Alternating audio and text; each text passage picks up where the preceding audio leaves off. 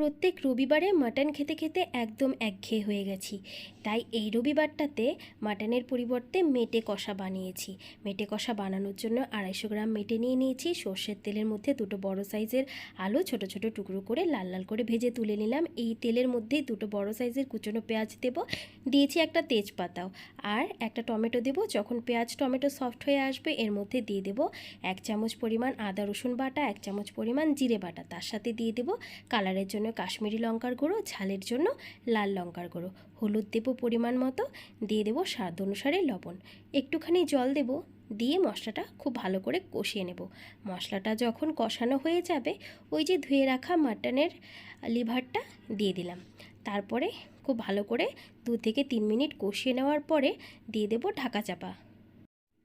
রান্নাটাতে জলের পরিমাণ তেমন ব্যবহার করব না, তাই ঢাকা দিয়ে দিয়ে গ্যাসের ফ্লেমটা মিডিয়াম টু লো রেখেই রান্নাটা করব। দিয়ে দিলাম ভেজে রাখা আলুগুলো।